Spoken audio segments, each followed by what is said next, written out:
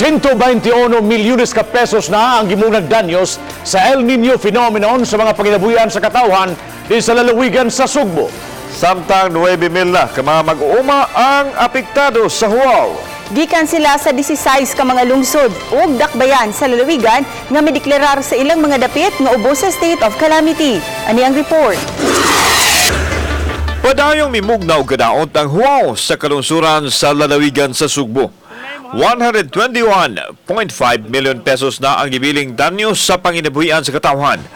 43 ka mga local government units ang grabing naapektuhan. Apan 35 lang ka munisipalidad ang nakasumiter silang validated report.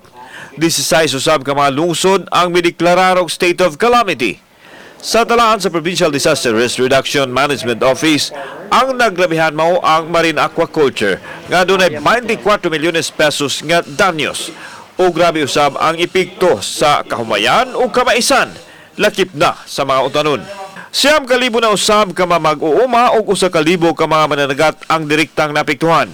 Number one nga natala nato diri is ang katong sa marine aquaculture, ang atong mga guso gyud tungod sa katong ice disease. As per report gihapon nila katong wa gi mabilin bitaw inigtangtang nila sa mga kuan nila ang mga gipangtanom dito sa dagat. That's accounts for 24 million dito sa Bantayan. Padayon ang mitigation program nga gihimo sa lalawigan diin nagagasto na og 32 milyones pesos alang sa pagpamalit sa mga kahimanan nga magamit pagtutok sa problema nga mugna sa Huaw.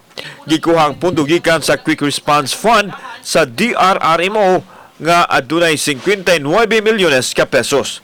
Gani, 10 milyones na usab ang nahatag nga crop insurance ngadto sa mga mag-uuma.